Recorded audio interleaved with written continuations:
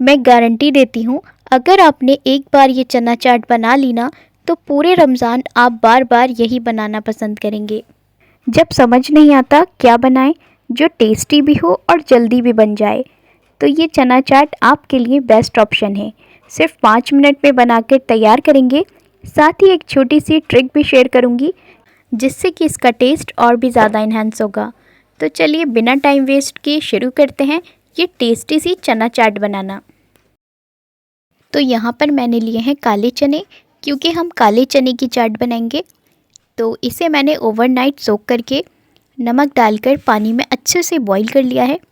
इसे आप बहुत ज़्यादा बॉईल नहीं करें और ना ही ज़्यादा इसे हार्ड रखें, बस एकदम परफेक्ट इसे कुक करना है, बिल्कुल इस तरीके से। अगर आप वाइट वाले चने की चाट बनाना चाहते हैं, जिसे कि हम काबुली चना भी बोलते हैं, तो उसकी चाट भी सेम ऐसे ही बनेगी।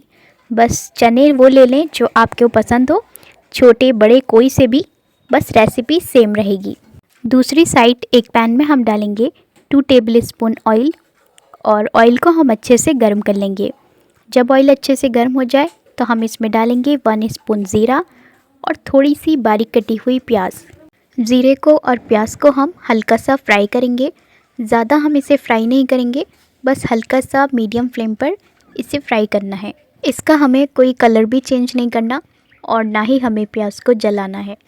बस ये प्याज थोड़ी सी सॉफ्ट हो जाए तो उसके बाद हम इसमें शामिल करेंगे अदरक लहसुन का पेस्ट। तो यहाँ पर मैं 1 टेबल स्पून अदरक लहसुन का पेस्ट इसमें ऐड कर रही हूँ और इसे भी हम अच्छे से मीडियम फ्लेम पर भूनेंगे। अदरक लहसुन को जितना अच्छे से आप मीडियम फ्लेम पर भूनेंगे, उतना ही अच्छा इसमें फ्लेवर आएगा। तो इसे बढ़िया से हम भूनेंगे ताकि इसका सारा फ्लेवर ऑयल में आ जाए।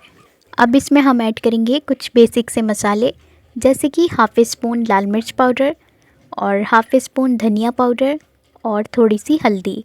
नमक आप अपने टेस्ट के अकॉर्डिंग रखना। तो यहाँ पर मैंने हाफ़ स्पून नमक इसमें ऐड करा है और अब इसमें ऐड करेंगे हाफ़ स्पून गरम मसाला और हाफ़ स्पून चाट मसाला। थोड़ा सा पानी डाल देंगे ताकि ये मसाले जले नहीं, और इन सारे बेसिक से मसालों को भी हम अच्छे से भून लेंगे ताकि मसालों का कच्चापन निकल जाए। बस ध्यान रखें इसे जलाना नहीं है, बस हमें मीडियम फ्लेम पर इसे अच्छे से भूनना। तो यहाँ पर 5-6 मिनट तक मैंने इसे अच्छे से भून लिया है, मतलब ये मसाले अच्छी तरह भुन चुके हैं और इसका सारा पानी ड्राई हो चुका है और इसमें से ऑयल भी रिलीज़ हो चुका है। अब इसी स्टेज पर हम इसमें डालेंगे बॉईल किए हुए छोले, और छोले डालने के बाद हम गैस की फ्लेम को हाई कर देंगे और हाई फ्लेम पर हम इसे बढ़िया से मिक्स करेंगे ताकि मसाला अच्छे से चनों पे कोट हो जाए और जितना भी इसमें एक्स्ट्रा पानी है वो भी ड्राई हो जाए। तो इसलिए हम गैस की फ्लेम को हाई रखेंगे और हाई फ्लेम पर ही रेगुलर चलाते हुए इसे पकाएंगे। तो यहाँ पर थोड़ा बहुत पानी इसमें ड्राई हो चुका है। अब इसी स्टेज पर हम इसमें डालेंगे 1 स्पून चना मसाला। यहाँ पर मैंने होममेड चना मसाला लिया है। अगर आप चना चाट में 1 स्पून चना मसाला ऐड करते हैं तो इससे इसका टेस्ट और भी ज़्यादा इन्हांस होता है। तो कोशिश करें कि इसमें 1 स्पून चना मसाला ज़रूर ऐड करें। अगर आप ये नहीं ऐड करना चाहते तो इसके बिना भी ये चाट बहुत ही डिलीशियस बनकर तैयार होती है। बस आप मेरी बताई हुई रेसिपी फॉलो करें और कोई भी स्टेप मिस ना करें। तो यहाँ पर इसमें अभी भी थोड़ा सा पानी है, तो जब तक इसका पानी पूरा ड्राई नहीं हो जाता तब तक हम इसे अच्छे से मिक्स करते हुए पकाएंगे।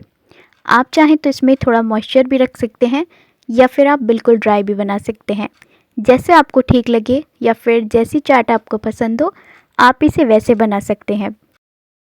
5-6 मिनट तक मैंने इसे और पका लिया था। तो यहाँ पर देख सकते हैं आप, इसका सारा पानी ड्राई हो चुका है। तो अब इसी स्टेज पर हम इसमें डालेंगे बारीक चॉप की हुई प्याज और बारीक कटा हुआ टमाटर और 2-3 हरी मिर्च। तो यहाँ पर मैंने एक मीडियम साइज़ की प्याज को इस तरीके से बारीक काट लिया है और टमाटर को भी मैंने छोटे छोटे पीसेस में काट लिया।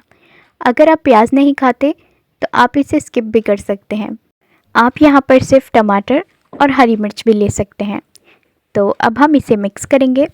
जब आप इसमें टमाटर और प्याज ऐड करें तो गैस को ऑफ़ कर देना, और गैस को ऑफ़ करके ही हम इसमें टमाटर और प्याज डालेंगे। तो यहाँ पर छोले हमारे थोड़े से गर्म हैं, तो इसी में ही ये प्याज और टमाटर हल्के से सॉफ्ट हो जाते हैं, जो कि टेस्ट में बहुत अच्छे लगते हैं। तो इसी स्टेज पर आप प्याज को और टमाटर को शामिल करना। तो बढ़िया से इसे मिक्स करने के बाद आप चाहें तो ऊपर से इसमें हरे धनिए से गार्निशिंग भी कर सकते हैं, या फिर 2 टेबलस्पून नींबू का रस भी इसमें शामिल किया जा सकता है। जैसे आपको पसंद हो आप इसे ऊपर से वैसे डेकोर कर लें।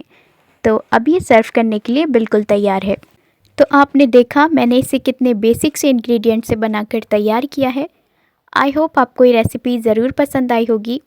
वीडियो पसंद आई तो इसे लाइक करें, और मेरे चैनल पर पहली बार आए हैं तो इसे सब्सक्राइब करना बिल्कुल ना भूलें। नेक्स्ट रेसिपी के लिए मुझे कमेंट करें। हमेशा की तरह मैं आपकी बताई हुई रेसिपी ही फॉलो करूँगी। तो आज के लिए इतना ही, मिलते हैं नेक्स्ट वीडियो में।